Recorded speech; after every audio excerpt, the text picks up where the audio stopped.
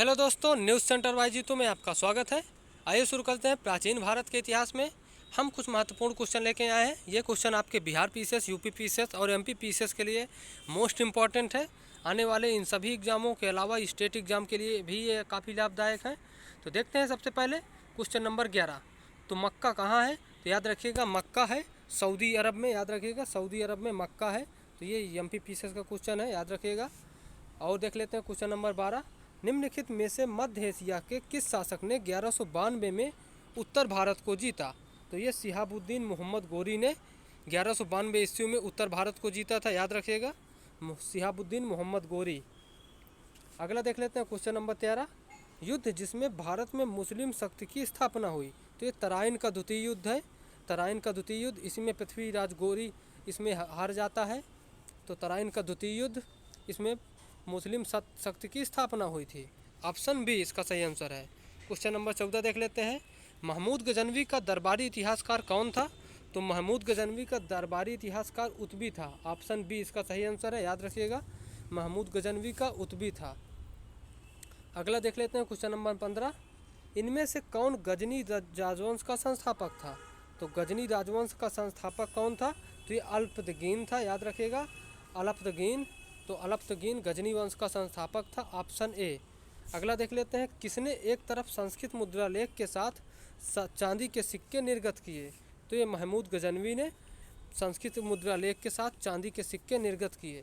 तो question number 16 का सही आंसर है ऑप्शन बी। अगला देख लेते हैं। निम्न में से कौन चंदेल शासक महमूद गजनी से पराजित नहीं हुआ था? तो इसका सही आंसर है विद्याधर। तो इसका सही आंसर है विद्याधर, ऑप्शन बी। चंदेल शासक महमूद गजनी से पराजित नहीं हुआ था। तो ये विद्याधर चंदेल शासक था, ये महमूद गजनवी से पराजित नहीं हुआ था। तो ये भी यूपी पीसीएस का क्वेश्चन है। अगला देख लेते हैं क्वेश्चन नंबर 18। अल बरूनी भारत में आया था? तो ये 11वीं शताब्दी में भारत आया था, याद रखिएगा, 11वीं शताब्दी में ये भारत आया था अल बरूनी। अगला देख लेते हैं क्वेश्चन नंबर 19। निम्नलिखित में से कौन अल बरूनी के संबंध में सही नहीं है?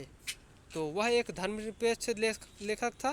तो ये गलत, वो धर्मनिरपेक्ष लेखक नहीं था। उसका ग्रंथ उस समय के जीवंत भारत से प्रभावित था, ये सही है। वह संस्कृत का विद्वान था, ये भी सही है। वह त्रिकोणमिति का विशेषज्ञ था, ये भी सही है। तो ये धर्मनिरपेक्ष लेखक नहीं था, यह इसका गलत है। यूपी पीसीएस का ये क्वेश्चन है, तो याद रखिएगा ऑप्शन ए, 19 का ए। अगला देख लेते हैं क्वेश्चन नंबर 20। मोहम्मद गोरी को सबसे पहले किसने पराजित किया था? तो मोहम्मद गोरी को सबसे पहले भीम द्वितीय ने पराजित किया था। 20 का ए सही है। तो इसका 20 का ए सही है। अगला देख लेते हैं 21 नंबर क्वेश्चन। मोहम्मद गोरी ने जयचंद को किस युद्ध में पराजित किया था? तो याद रखिएगा, मोहम्मद गोरी ने जयचंद को चंदावर के युद्ध में पराजित किया था, ऑप्शन सी। याद रखिएगा 1194 ईस्वी में हुआ था चंदावर का युद्ध, ऑप्शन सी इसका सही आंसर है। अगला देख लेते हैं। मोहम्मद गोरी के किस दास ने बंगाल एवं बिहार पर विजय प्राप्त की थी?